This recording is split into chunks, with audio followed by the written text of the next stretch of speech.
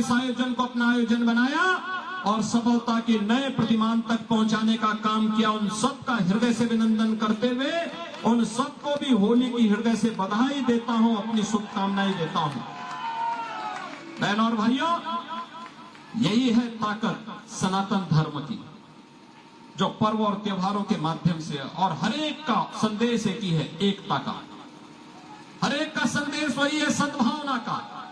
हरेक का एक ही संदेश है कि हम अगर सत्य के मार्ग पर चलेंगे तो वही धर्म का मार्ग है, वही विजयी होने का मार्ग है। जीवन में शॉर्टकट का रास्ता भले ही कोई अपना ले, लेकिन अस्थायी विजय नहीं दे सकती, अस्थायित्व तो जीवन में नहीं दे सकती। अवसरवादिता कभी व्यक्ति को महान नहीं बना सकती है। तात्कालिक रूप से व्यक्ति भले ही कुछ श्रेय ले ले, लेकिन अंततः होना वही है जो सत्यतः सत्यमेव जय का है। और उस सत्यमेव जय के संदेश के साथ होलिका या उत्सव आज होलिका दहन के साथ और भी भव्य रूप से आगे बढ़ने जा रहा है। हमें अपनी परंपरा और पर्वों को पूरी शालीनता के साथ आगे बढ़ाना चाहिए। मैं देख रहा था जब यहाँ पे आपके सांसद होली से जुड़े हुए गीत गा रहे थे, आप लोगों ने गाने की परंपरा बाधित कर दी। पहले मोहल्ले मोहल्ले में लोग गाना गाते थे, होली के गीतों को गाते थे। आप लोगों को इसको जीवित करना होगा, फिर से इस परंपरा को आगे बढ़ाना होगा। होली गायन का है, वादन का है, एक दूसरे के साथ अपने मतभेदों को समाप्त करने का आयोजन है। आपसी मतभेदों के साथ मिलकर के, जैसे प्रयागराज की त्रिवेणी में मां गंगा, मां यमुना और मां सरस्वती की त्रिवेणी में हर जाति, हर मत, हर मजहब, हर संप्रदाय, हर पूरे देश के अंदर उत्तर, दक्षिण, पूर्व, पश्चिम या दुनिया के तमाम देशों के लोग आकर के एक ही घाट में स्नान करते थे। कोई भेदभाव किसी के साथ नहीं होता था। यही होली हमें संदेश देता है, एक दूसरे से गले मिलेंगे लेकिन कोई भेदभाव नहीं करेंगे, सबको गले लगाएंगे, अपने मतभेदों को समाप्त करेंगे। और इस आयोजन के साथ हम सब जुड़ने जा रहे हैं। आज होलिका दहन होने जा रहा है। होलिका दहन का मतलब जानते हैं आप? याद करना। होलिका को भी यह आशीर्वाद प्राप्त था कि उसको अग्नि जला नहीं सकती। हिरण्यकश्यप भी इसी गुमान में था कि उसे कोई मार नहीं सकता। उसने इतने वरदान ले लिए थे, इतनी शर्तें उसने जोड़ दी थी कि मुझे कोई अस्त्र और शस्त्र नहीं मार सकता, मुझे अग्नि नहीं नष्ट कर सकती, मैं जमीन और आसमान में नहीं मरूंगा। तो भगवान ने उसकी भी युक्ति निकाल दी। घर के देहरी में ले जा करके, अपने घुटने में रख करके, अपने पैने नाखून से उसका काम तमाम करने का कार्य कर दिया। इसलिए गुमान में किसी को नहीं रहना चाहिए, अहंकार में कभी नहीं रहना चाहिए। हर व्यक्ति को याद रखना होगा, उसके कर्मों की सजा उसको जरूर मिलेगी। आज नहीं तो कल जरूर मिलेगी। और इस अवसर पर इसीलिए मैंने कहा कि सत्य का मार्ग ही धर्म का मार्ग है।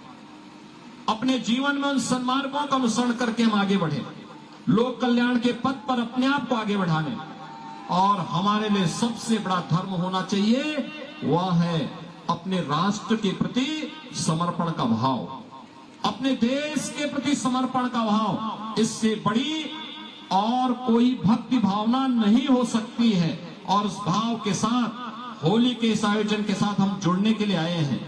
आज इस आयोजन को पूरी शालीनता के साथ आप लोग शोभा यात्रा में रंग और गुलाल डालते हुए जाएंगे, होलिका दहन के आयोजन के साथ जुड़ेंगे। होलिका दहन का मतलब अहंकार का दहन कर देना। अपने कहीं पर कोई छल है, छद्म है, द्वेष है, अहंकार है, कोई ऐसी प्रकृति दुष्प्रवृत्ति हम पर हावी हो रही है, उसको उस होलिका स्थल पर ही दहन करने की आवश्यकता है, वहीं पर उसको नष्ट कर देने की आवश्यकता है।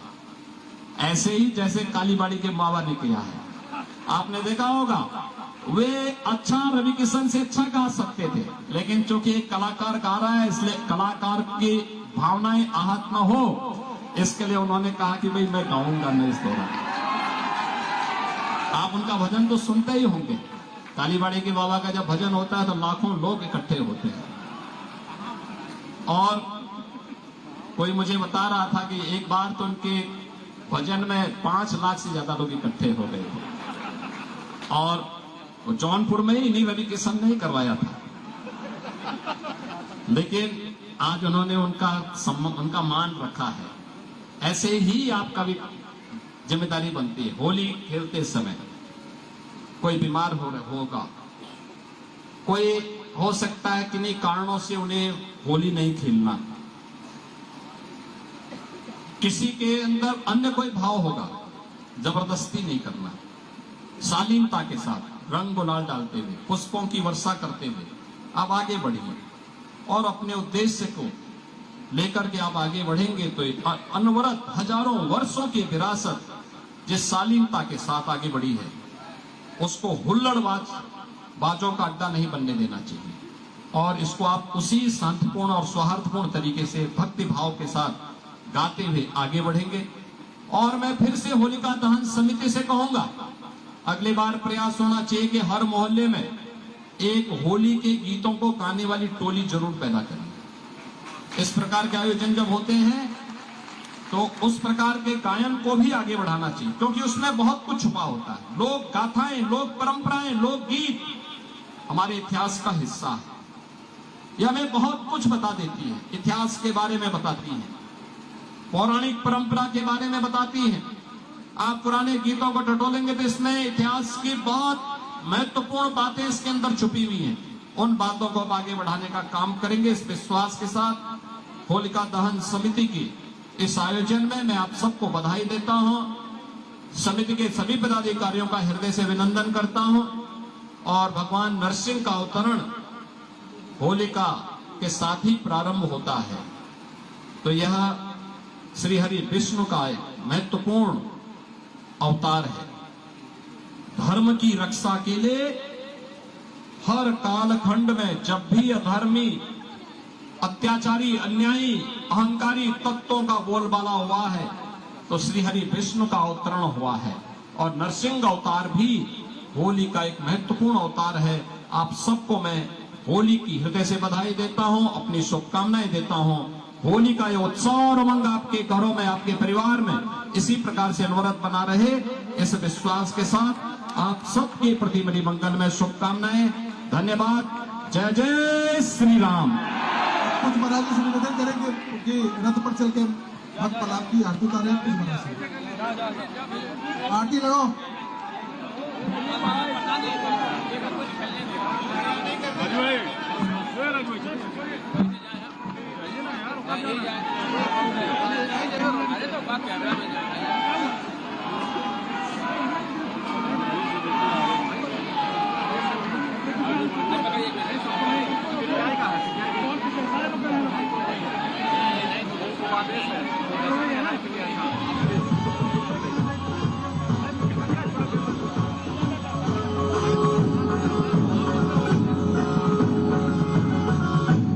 Sorry ass DJ.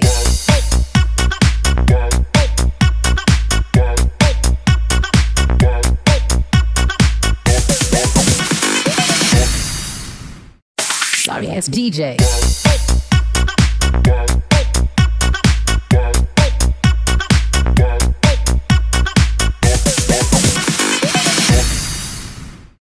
Sorry ass DJ.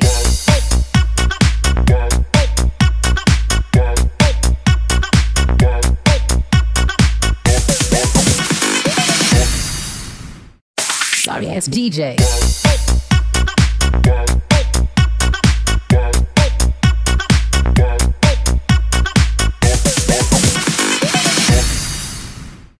Sorry ass DJ.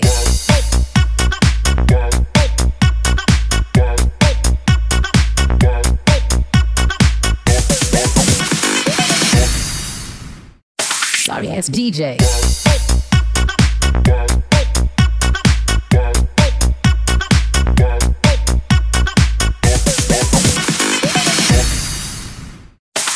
ass DJ.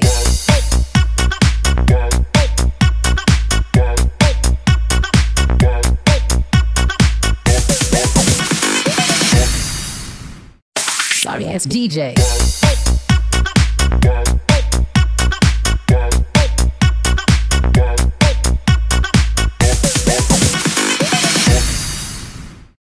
Sorry ass DJ.